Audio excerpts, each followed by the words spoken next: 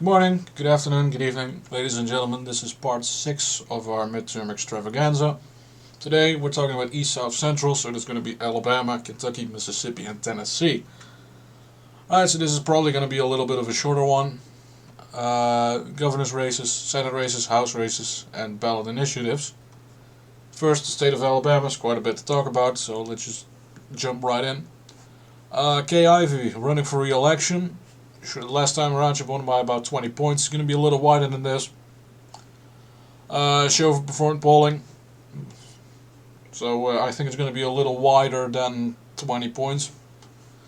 Probably more towards 25, 30-ish.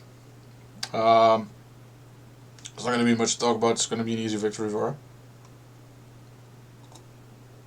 her. For the Senate, Richard Shelby is retiring and his staffer Katie Britt is probably going to take over.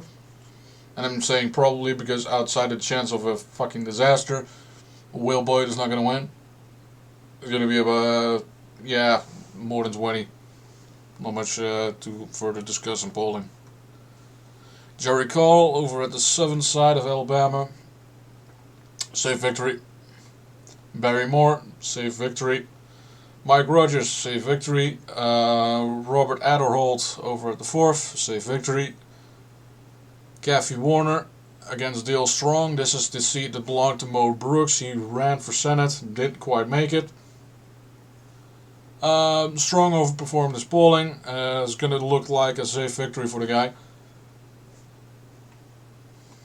And I have Gary Palmer at the 6th, safe victory. No Democrat opposition, so essentially you can call this an unopposed race. Terry Sowell over at the 7th, safe victory for her, so it's going to be Ivey re-elected. Britt is succeeding Shelby, and then Dale Strong is elected to succeed Mo Brooks, and for the rest nothing really changes. 11 ballot initiatives. First one is regarding bail policy, so effectively it gives the legislator the power to provide a list for which defendants can be denied bail. It's a really good idea, because if some prosecutors decide that the murderer should be allowed to walk free on the streets, I don't think anyone is going to appreciate that, except those who want criminals to walk the streets. This one is probably going to pass, like an 80% margin. Second one, broadband infrastructure funding.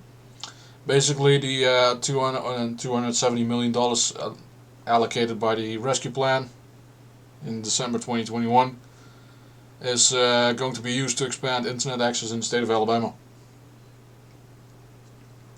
Third one is requiring the family to be notified when a death sentence is going to be commuted or reprieved.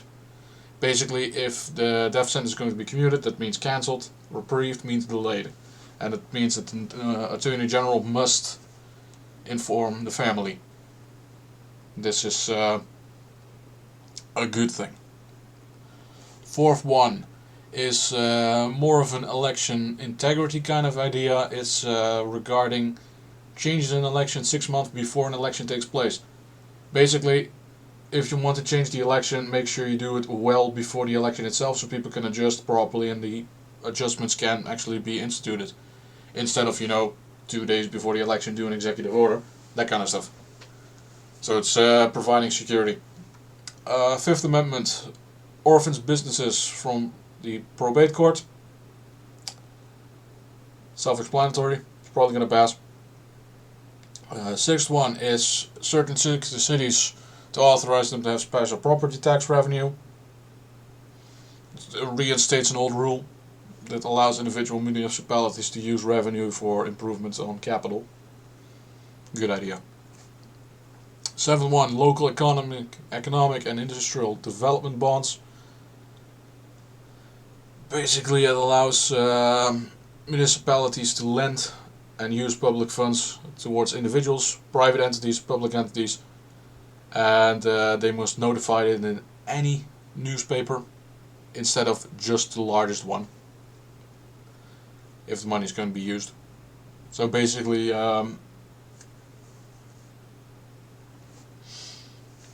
basically it's just making the process a little bit easier. because not everyone knows what the widest circulating newspaper is in a particular area, and those statistics aren't really collected.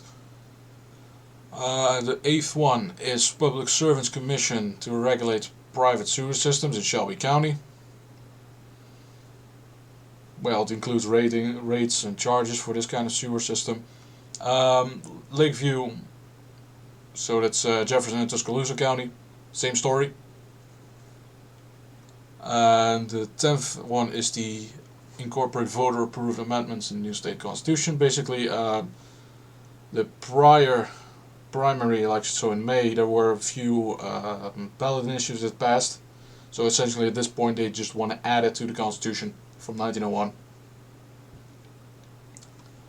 And the last one is the recompiling of the constitution. Basically it's just arrange everything. It's delete duplicate provisions, it's consolidating, it's arranging everything, essentially making it localized, so individual counties know which section is relevant to them and they don't have to search through the entire document.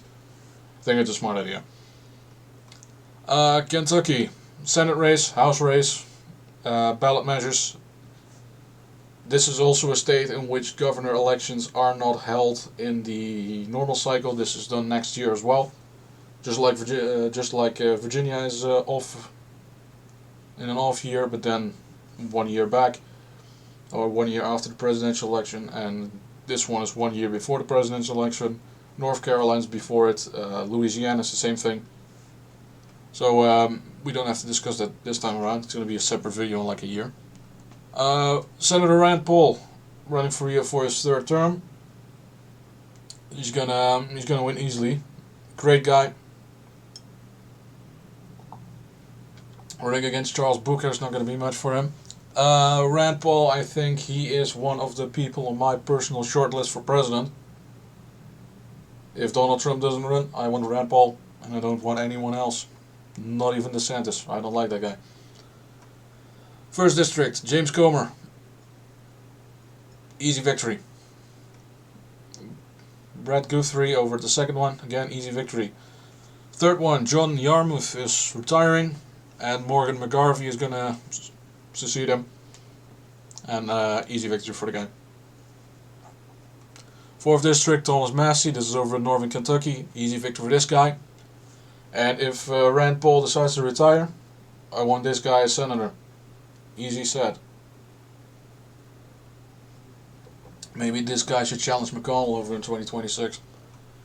Hal Rogers, 5th district, easy victory. 6th district, Andy Barr, easy victory. Not much to it. 2 ballot measures. First one is legislative end date and special sessions. Basically it's writing down that the state legislature can change the end date of legislative session with a 3/5 vote.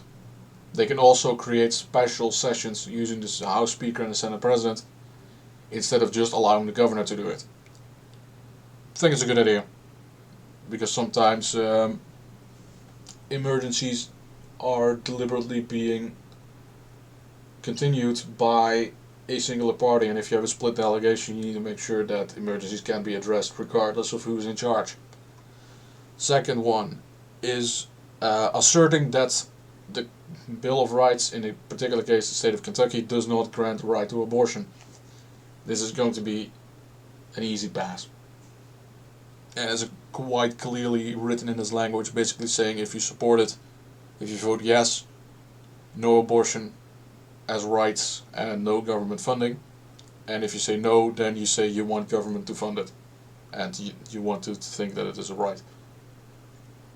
Difference of opinion, I can go in a later video about what my opinion regarding abortion is, but that is currently not really up for debate. State of Mississippi, there are only House districts that we're going to discuss. First one, Trent Kelly, easy victory for the guy. Second district, Benny Thompson, easy victory for the guy. Third one is Michael Guest. He narrowly won the primary.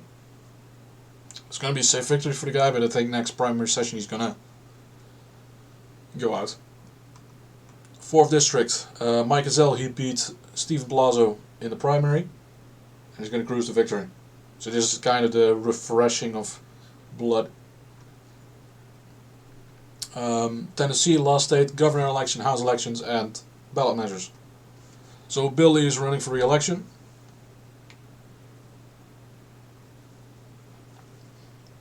Last time around he won by about 20 points. Now it's going to be a little wider margin. Still a safe victory for the guy. First district, Diana Harsberger, safe victory. Second district, Tim Burchett, safe victory. Charles Fleischman over at the third one, easy victory for the guy. The fourth one, Scott Giselet, again, safe victory. Fifth one, this is actually the only district that can be a little bit of a swing one.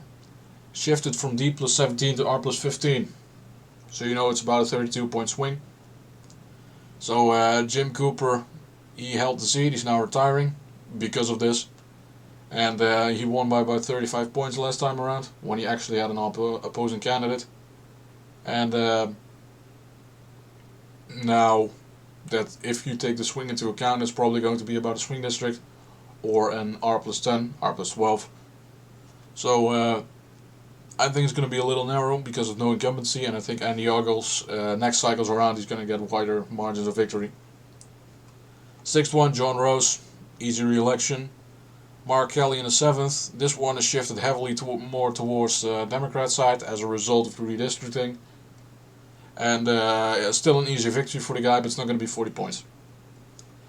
8th district, David Kostov, easy victory. 9th district, this is Memphis, Steve Cohen, easy victory. So the only thing that happens is the Tennessee 5th flips, and that's basically it. 4 ballot measures, 1 on labor unions. Basically, currently in the state of Tennessee, you are required to join a union upon employment, and the amendment wants to make it sure that mandatory membership to labor unions is illegal. So it makes you have an option to be a part of a union, and I think that association with organizations should always be optional, regardless whether you want to associate with someone or not. Second one, acting governor amendment, basically provides a contingency in the case of a contingency in the case that a governor is incapacitated for a short period of time, so like disease, yeah, or yeah, that kind of stuff, disease and other incapacitations. Third amendment is basically remove the language that slavery cannot be used as a prison sentence, but the way that the Tennessee Constitution has been written, I don't see where the change would be necessary. But the way that it's written, it is already illegal to use it as punishment. So why this is necessary, no idea. So in my opinion, it does literally nothing. And the last one is religious minister disqualifications. Basically, if you are a priest or a rabbi or anything like that from a religious scholar perspective, if you hold the rank in a church or synagogue, you're in ineligible office, and this is going to be removed because this is no longer the thing that is relevant anywhere. So this is a nice wrap up. About 15 minutes, so that's pretty good. Thank you all for watching. This is part 5. Next one is going to be part 6. That is going to be West, South, Central, so Texas basically. Thank you all for watching. Leave a like if you liked it. Share if you think it's vital information for other people. Subscribe if you want more things like this. Leave your thoughts below if you have anything to say.